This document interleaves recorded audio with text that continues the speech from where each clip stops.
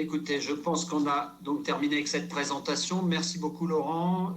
Évidemment, comme toujours, très clair, un historique rapide sur ce qui se passe. Et puis surtout, donc pour certains, c'est déjà du concret, c'est déjà du connu. Pour d'autres, c'est nouveau, cette association nationale des centres de dépistage que vous venez de créer. Et puis, très intéressant, la proposition que vous faites de créer 3 groupes de travail stratégiques. Alors, moi, je vais te poser une question en attendant qu'éventuellement les participants, ceux qui écoutent, nos auditeurs de cet après-midi, effectivement, vous faites ça, mais quid de ce qui se passe à l'INCa ou à la DGS? C'est-à-dire, est-ce que pour l'instant, votre association s'est mise en contact avec ce qui est nos structures de tutelle, a priori, ou du moins les structures gestionnaires? Avez-vous eu un contact? Avez-vous eu un retour? Est-ce que cette question te... Bien sûr. Alors, merci Luc. Comme tu l'as vu, on a quand même été très patient jusqu'à maintenant, puisque donc j'ai refait cet historique. On a bien senti que les choses n'évoluaient pas beaucoup. C'est un euphémisme depuis 2013. Depuis 2013, nous avons rencontré à plusieurs reprises soit le directeur de la DGS, soit le directeur adjoint de la DGS, soit le président de l'INCa, pour exprimer de façon un peu obsessionnelle toujours la même chose, c'est-à-dire demander un contrôle de qualité de la tomosynthèse, demander une évolution du dépistage organisé, et on a eu le sentiment qu'il ne se passait pas grand-chose. Et là, c'est vrai que, comme je l'ai dit, cette structuration en région, qui s'est faite à marche forcée, et on a été de très bons élèves, parce qu'on a accompagné, on n'a pas fait de résistance, au contraire, ça n'a pas été simple.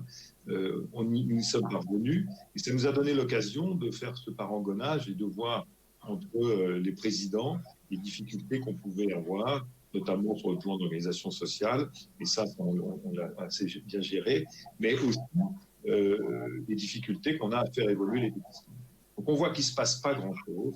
Donc on a maintenant décidé de travailler et de prendre la main, si je puis dire, parce que on a tous bien perçu que dans nos centres de coordination, dans nos structures, il y a des forces vives qui sont elles aussi impatientes, qui sont préoccupées de l'évolution et de voir qu'il ne se passe pas grand-chose. Ok, très bien, merci.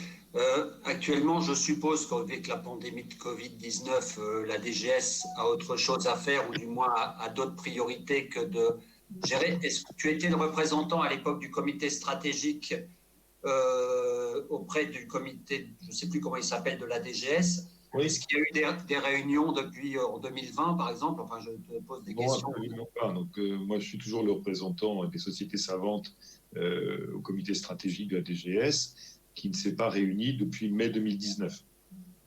Même avant le Covid, c'était déjà un peu compliqué. Oui, c'est bien que tu le précises aussi. Donc, en gros, actuellement, on a vu passer quelques circulaires pendant le Covid venant soit de l'INCa un peu tardivement, peut-être à un moment du ministère de la Santé de la DGS. La dernière dont j'ai notion, c'est il faut continuer le dépistage malgré le nouveau confinement. Mais donc, vous, d'un point de vue organisationnel, on peut dire vous avez créé quelque chose, parce que pour l'instant, il y a strictement aucun retour vis-à-vis des tutelles ou interface vis-à-vis des tutelles, si je comprends bien. Alors, on n'a pas de retour. Enfin, si, on a redemandé, depuis qu'on a créé l'association, écrit à Norbert Ifra, le président de l'INCa, et il y a un rendez-vous qui est en train d'être calé. D'accord. Bon, donc, ça va commencer à avancer. Brigitte, je ne sais pas si tu veux poser une question. Ah ben, une question nous arrive de la salle. Je vais la basculer. Pour reprendre justement je vois une question qui s'affiche. Quel est le rôle du CA de chaque région du CRCDC au sein de la CRCDC consultative décisionnelle? En fait, chaque CA a donné la confiance à son président pour représenter le CRCDC dans l'association nationale. Et la NCRCDC n'a pas non plus comme mission de s'immiscer dans le fonctionnement ou la politique de chaque région et de chaque CRCDC régional. Ce qui avait peut-être été craint au départ, c'est qu'on crée une nouvelle association avec un chapeau qui aille se substituer au pouvoir de chaque association régionale et donc de chaque CA. Dans la mesure où nos rôles ne sont pas en compétition, mais nous sommes là pour essayer d'avancer sur les problèmes qui concernent les tutelles, sur des sujets surtout stratégiques. Et la deuxième chose que nous pouvons faire, c'est essayer d'avancer sur les problèmes transversaux. Peut-être qu'on n'en a pas encore autant parlé que des problèmes stratégiques. Là, je pense que chaque CRCDC y gagne beaucoup, parce que dans les directeurs, le groupement des directeurs revient un peu à ce que l'INCa avait imaginé à une époque en parlant d'un groupe transversal, c'est-à-dire les thématiques qui seraient à la fois financières, la communication, le système d'information, les problèmes sociaux, des conventions avec le personnel. Tout ça, en fait, n'est pas un lieu d'expertise médicale pure, mais c'est plutôt des thématiques qui renversent la situation parce que ça permet d'avancer quand on discute entre nous. Donc, les CA de chaque CRCDC, à mon avis, pour l'instant, n'auraient qu'à se féliciter que les prises de parole des directeurs entre eux permettent de comparer quand il y a une région qui est moins bien qu'une autre au niveau même des conventions, des financements qui n'arrivent pas alors que ça arrive chez les autres. En se parlant, on aide chacun dans sa région à essayer d'arriver à avoir le meilleur comme certaines des régions l'ont déjà. Et il n'y aura pas de compétition entre CA qui ont volonté de faire dans un sens et d'autres dans l'autre. Mais naturellement, quand il y a une association, il y a une majorité. Si on adhère à une association, on a fait confiance à son président. Si sur les 14 régions, il y a une région qui voit quelque chose de façon différente et qu'il y en a 13 qui le voient dans le même sens, il est bien évident qu'on travaille avec la majorité. Donc ça, c'est le principe même de l'association. On ne pourra pas contenter chaque minorité qui serait extrêmement agressive. Mais je pense que jusqu'à présent, ce n'est pas ce problème qu'il faut voir, c'est plutôt de l'entraide, des jonctions d'informations qui n'existaient pas auparavant entre les différents départements. Et on va aussi, je pense, faire avancer les questions pour le sein, parce que c'est vraiment le programme qui, à mon avis, est le plus en danger et qui a le plus de retard, parce que ça fait 5 ans que tout ce qu'on a demandé, on en est même à revoir la fiche d'interprétation de 2013-2014. On essaye maintenant de nous dire qu'on devrait en faire une consultation d'oncogénétique, par exemple. Alors, ça fait 5 ans que cette fiche n'a jamais été revue dans le sens de ce qu'on a redemandé au dernier groupe de travail qui avait lieu jusqu'en 2017. Donc, on a des choses qui sont restées au milieu du gué. Et je pense que grâce à cette réunion de l'ensemble des acteurs, on va les faire avancer. Donc, oui. Voilà. Si je peux Brigitte, je ne sais pas si Laurent veut compléter ta réponse. En tout cas, notre interlocuteur, dont je ne vois pas le nom de famille, Dominique, a priori, dit que ça n'a pas l'air très clair dans vos statuts, donc il y aura peut-être des précisions à apporter. Laurent, est-ce que tu as des compléments à apporter à ce que vient de dire Brigitte ? Non, c'est-à-dire que nous, notre structure, c'est une structure de partage, effectivement, et puis surtout de mise en commun de nos compétences, parce qu'on en a absolument besoin, et de faire évoluer ces programmes, puisqu'on voit qu'on a en face de nous des structures étatiques qui sont beaucoup trop lentes de notre point de vue. On est impatients. Tout à fait. Il y a une nouvelle question qui est apparue. Attendez, je vais essayer d'aller... Dominique Klein-Klaus qui nous avait posé une question. Mais j'ai vu passer une question, malheureusement, je viens de la rater. Je ne sais pas comment j'ai fait. Je vais poser une autre question qui vient de Patricia Solaire et que je vous affiche, qui dit « L'INCa continue d'adresser des messages comme si cette association n'existait pas. Il continue d'avancer et j'entends des craintes des médecins qu'ils avancent sans nous. Les opérationnels que nous sommes pourraient être mis en difficulté. Nous attendons la file 1, je suppose que c'est... Mais aurons-nous un regard sur elle ?» Donc à nouveau des inquiétudes évidemment des gens de terrain, comme on les a tous, avec une sorte de déconnexion pour l'instant de nos tutelles, que ce soit l'INCa ou la DGS. Qu'est-ce qu'on peut répondre à... Oui, non, mais c'est un mode de fonctionnement qui ne nous convient pas. On a bien vu, Brigitte vient de parler de la fiche de lecture. Tu te souviens qu'on a participé à ce groupe de travail il y a déjà 5 ans de rénovation de la fiche de lecture. Et puis, on avait bien évolué avec un arbitrage sur est-ce qu'on doit introduire la tomosynthèse ou pas. Ça avait été déjà arbitré. Est-ce qu'on doit mettre le score des 5G ou pas? Ça avait été arbitré. Et d'un seul coup, alors que ce groupe de travail donc n'existe plus. L'INCa adresse en urgence cette fiche de lecture, alors qu'il ne s'est rien passé pendant 5 ans, aux sociétés savantes, dont nous sommes les représentants, mais en nous contournant pour leur demander un avis. Donc, c'est un mode de fonctionnement qui est incompréhensible. On ne peut pas travailler dans ces conditions-là. Donc, c'est vrai que l'INCa prend langue avec un certain nombre de compétences et de représentants des structures de gestion régionales, en leur proposant de participer à des réunions, ce qui nous pose problème, parce qu'il faut quand même rappeler que les présidents des structures régionales de coordination sont les responsables des salariés de ces structures de gestion.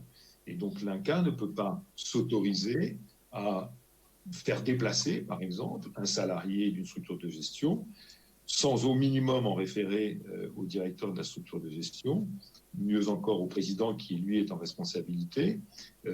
C'est simplement même un problème assurantiel. Imaginons qu'il y ait un accident de transport à l'occasion du déplacement d'un salarié vers cette réunion.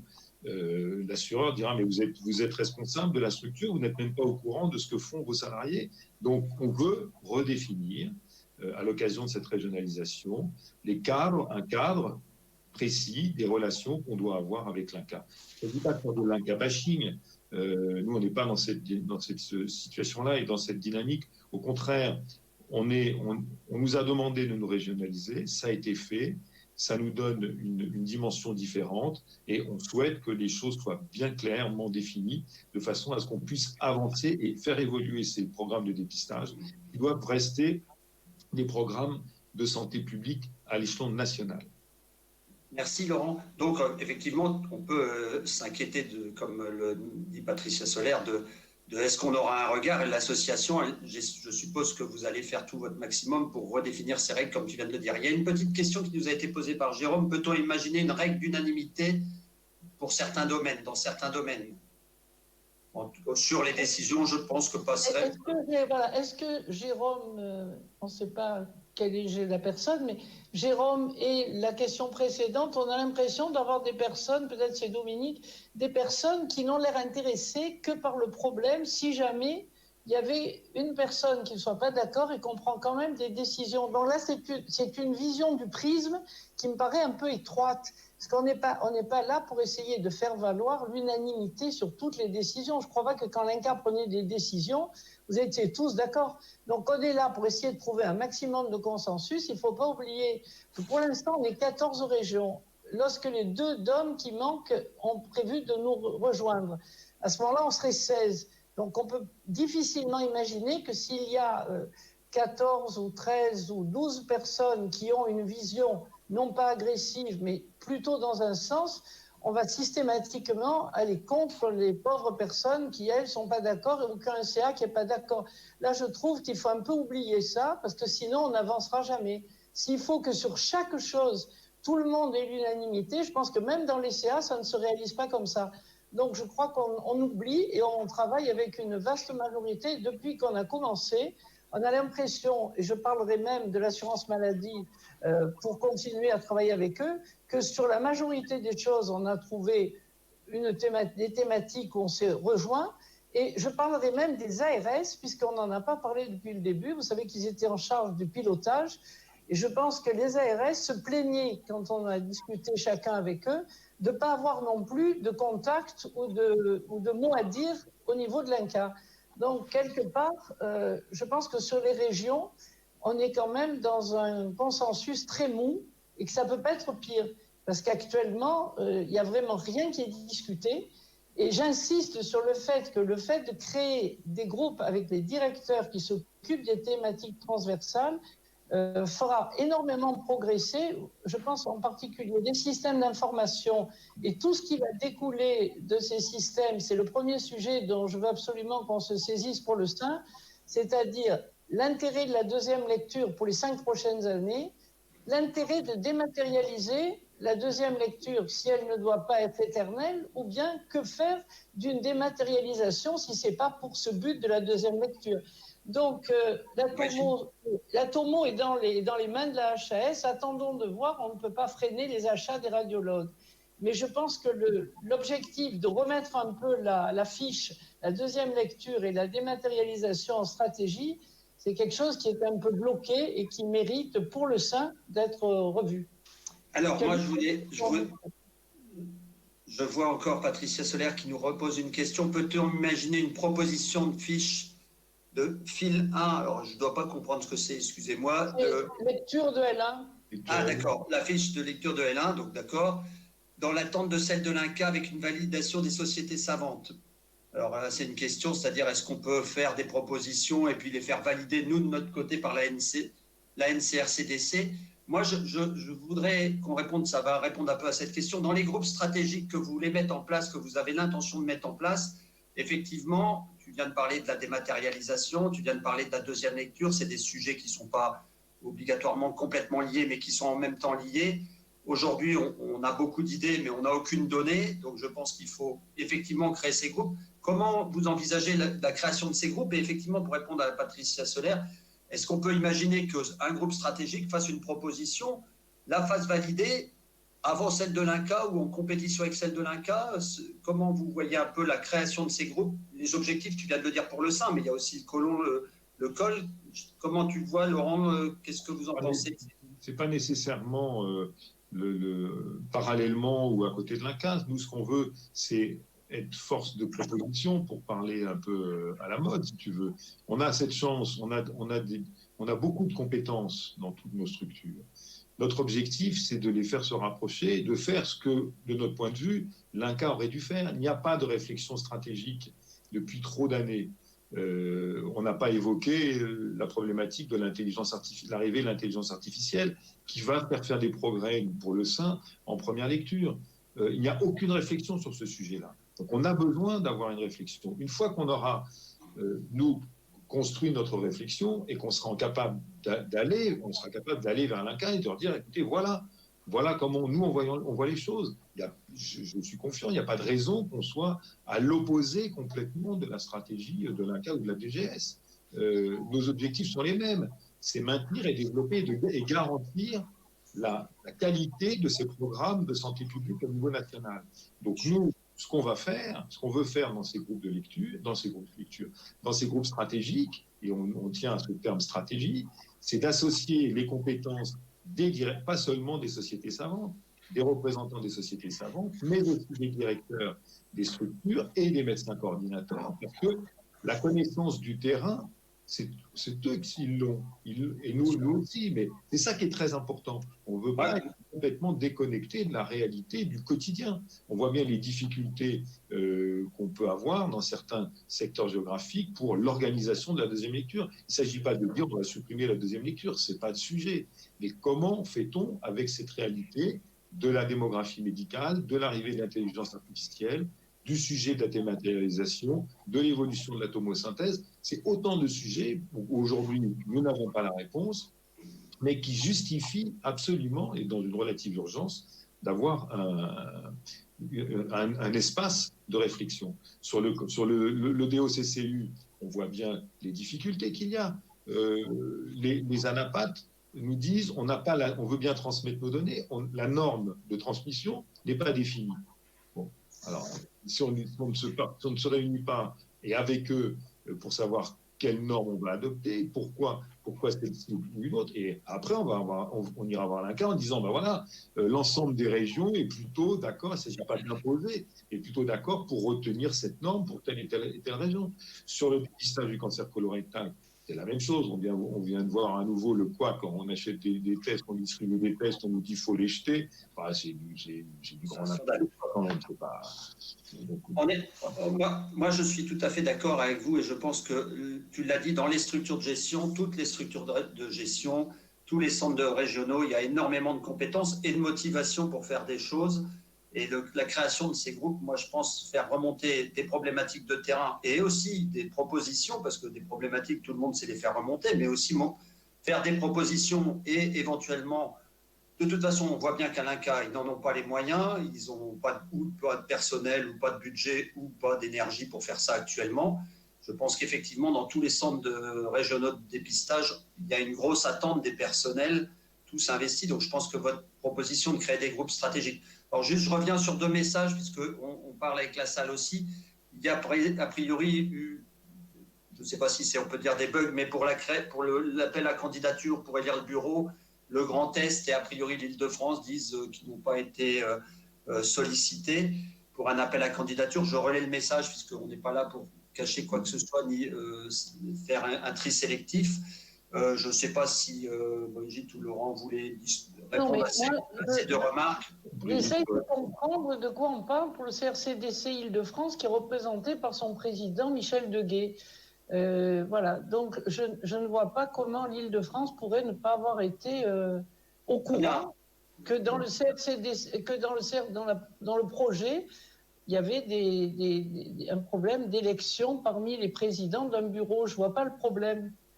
Bon, donc pour l'Île-de-France, tu as répondu. Pour le Grand Est, voilà. Et pour le Grand Est, je pense que c'est un problème particulier. Donc on peut en parler de façon personnalisée avec le Grand Est, puisque ça n'est un secret pour personne. On a l'impression que le Grand Est préfère ne pas rentrer dans cette association pour le moment, parce qu'on avait l'impression que peut-être cette association allait vouloir prendre le pas sur les régions et diriger.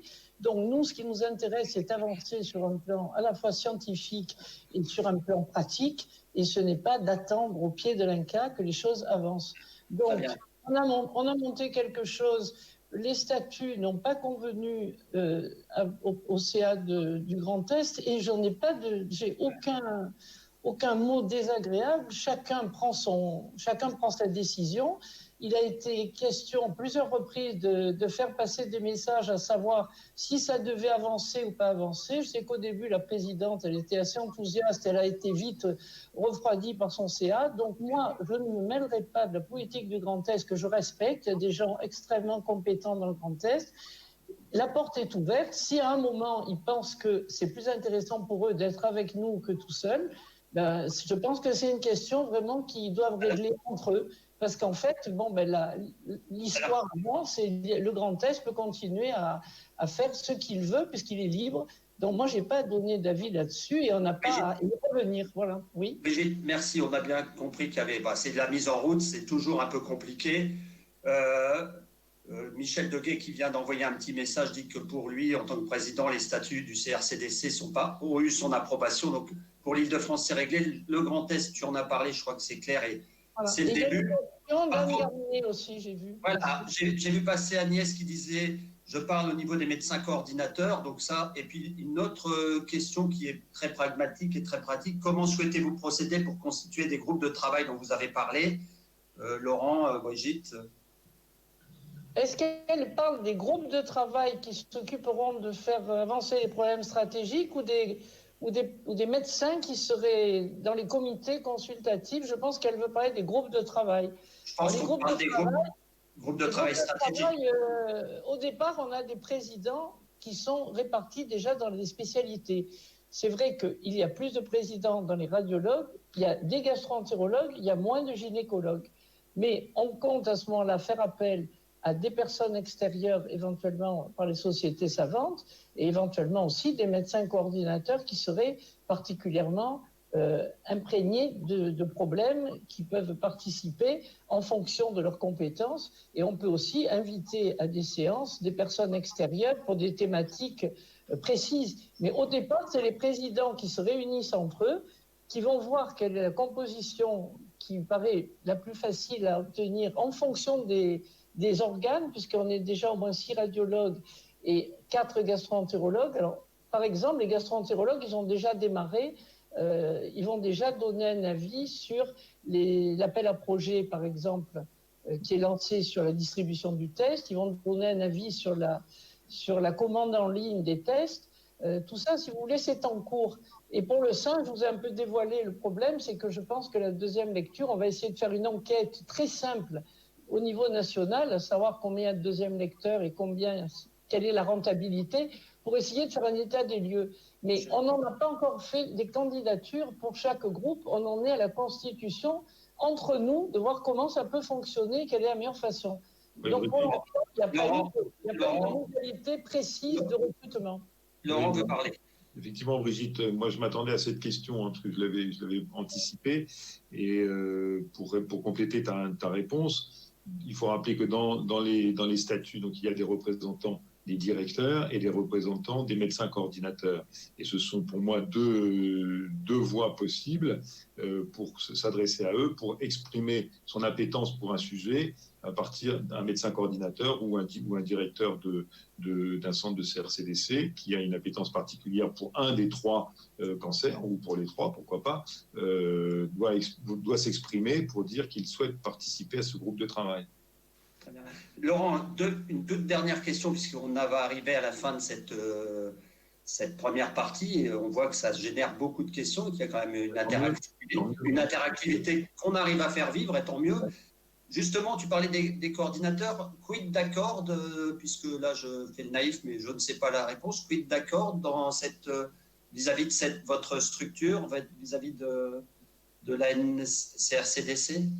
Nous, on n'a aucune difficulté. Si tu veux, Accord est déjà constitué depuis longtemps et on souhaite, au contraire, travailler avec Accord. On est preneur de toutes les compétences et au contraire. Très bien. Brigitte, as-tu un petit mot à dire avant qu'on passe la parole à Patrice Aide?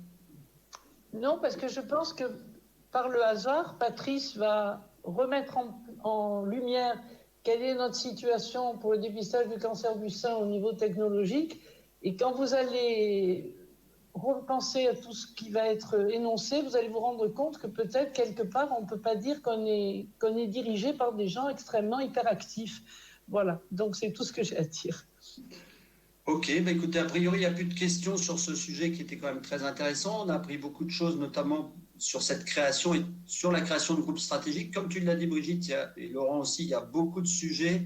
Et moi, je suis très intéressé par la question de la deuxième lecture, de la dématérialisation. Donc, on a beaucoup de choses à travailler, vu qu'on a très peu de retours de ceux qui pourraient ou qui devraient, ou dont c'est la fonction de travailler sur ces sujets qui sont plus de l'avenir puisqu'ils sont du présent.